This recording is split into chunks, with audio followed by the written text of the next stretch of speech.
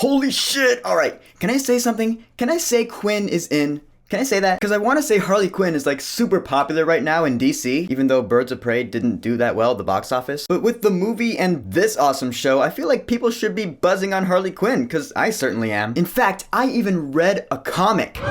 Yeah, for those of you who've been subscribed to me for a while, you know I don't really read comics at all. But I decided to read one. It's called Harleen, and to put it bluntly, it pretty much does for Harley Quinn what the Joker movie did for Joker. Is that it takes her origin story and portrays it in the most realistic way possible, and it is awesome. It is like really good. So in the midst of this Harley Quinn mania that I'm saying we are all in right now, season 1 of this awesome show just wrapped up, so let's talk about it.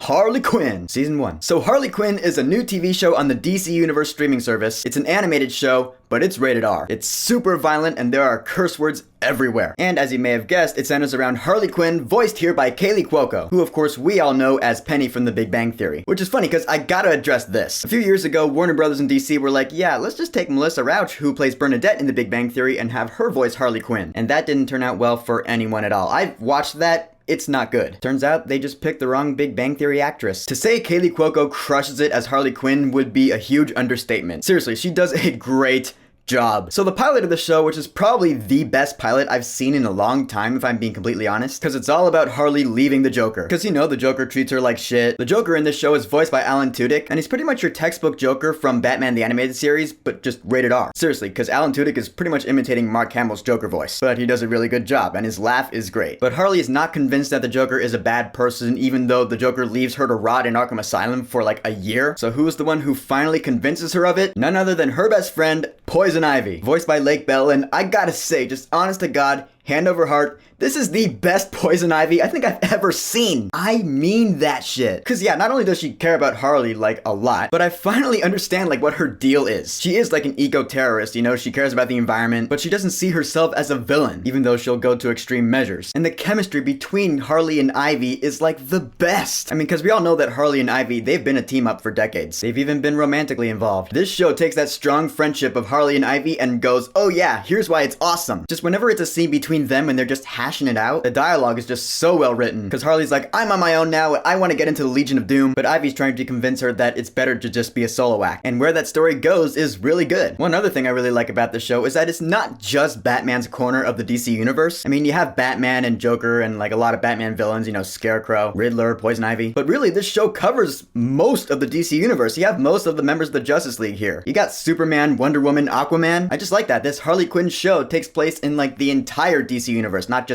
Batman's corner in Gotham City. I like that. Also, side note, Bane in this show is hilarious. Because I just love the fact that he sounds like Dark Knight Rises Bane. This Bane totally pokes fun at how funny that voice is. Because he's all like, I am this credit card's reckoning. First time I heard that voice in the show, I burst out laughing. But anyway, after the pilot, the next couple episodes, I gotta say, they're not nearly as good. And I've watched them a few times, and every time I was like, yeah, they're just not nearly as good as the pilot. I mean, that whole bar mitzvah thing in episode 2, what was that all about? And that Robin was an embarrassment. However, though, it's during these episodes where Harley puts together her new crew, which consists of a couple of like D-list villains, one of which I've never even heard of before this show, Dr. Psycho, never heard of him. Although I will say he's a funnier Tony Hale character than Forky. I'll say that. You have Clayface, who's also voiced by Alan Tudyk, and his whole thing is that he's an actor who just sucks at acting because he takes it way too seriously, which makes for a lot of laughs, yeah. And you also got King Shark, who is the brains and the muscle, and he's also really funny. And plus you got Cy Borgman, who's voiced by Jason Alexander, George Costanza from Seinfeld, who is pretty much the stereotypical old Jewish New Yorker. And yeah, that's another thing. There's a lot of offensive humor in this show. Like, this show is very irreverent. Like, I imagine the humor in this show is not too far off from the humor in, like, Rick and Morty. So I gotta wonder, like, why does the humor work for me in Harley Quinn, but not in Rick and Morty? I hate Rick and Morty. I can't stand it. But yeah, I don't know.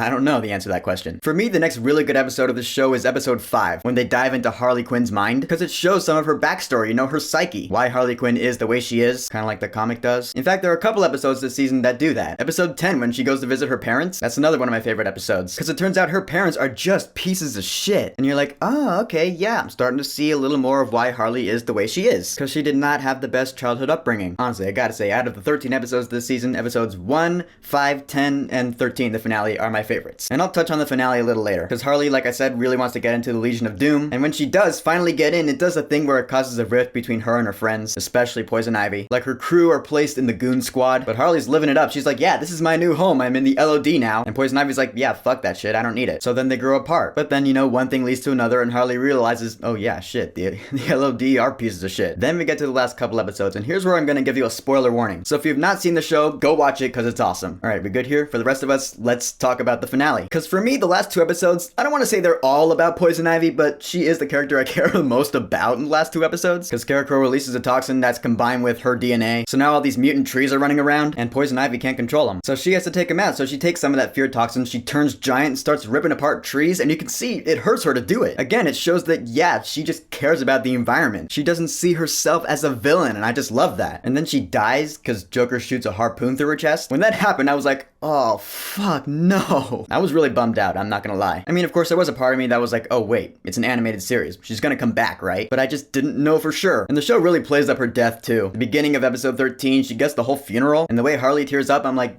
damn it, I almost teared up myself. Yeah, this is a cartoon. It's a DC comic book cartoon show, and I was tearing up a little bit. Don't judge. But yeah, Joker takes over Gotham with his huge tower, and I will say, I've never seen the Joker win like this before. Like, he has successfully taken over Gotham in this show, so I gotta give props to that. And Harley goes in to get revenge on Joker for killing Ivy. They get into a scuffle, and I love this shit. Joker takes her to this vat of acid that is pretty much going to erase what the original acid did to her. It's gonna make her normal again. And she's looking down, and then she sees the vines coming up. She's like, all right, I'm gonna drop. But then she is rescued by resurrected Poison Ivy with an awesome new look, and together she and Harley drop Joker into the acid. I was all like, hell yeah! And so the season ends with Gotham in chaos, because Joker's still taking over. That's not done yet. Harley and Ivy are back together, the crew is safe. Also, the Justice League is gone because of the whole Queen of Fables thing that I didn't talk about. The Legion of Doom is supposedly gone because the Joker's tower grew in its place. And the Joker is seemingly returned to normal because you see his hand burst out and it goes from white to skin colored. And I'm like, alright, let's see where it goes next. Bring on season 2. But yeah, in the end, Harley Quinn season 1 is, like I've been saying, completely awesome. I don't know if I want to say it's like the definitive Harley Quinn experience, but it may very well be that for me. In fact,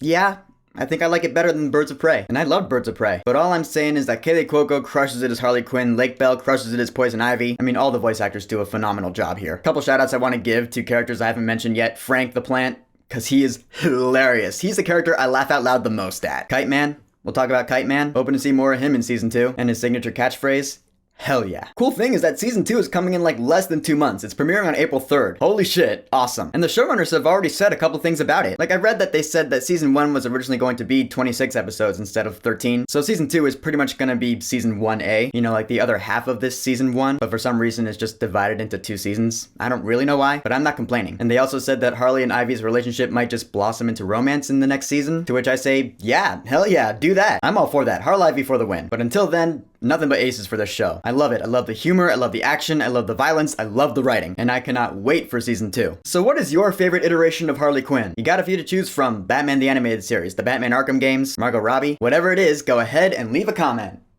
And don't forget to subscribe.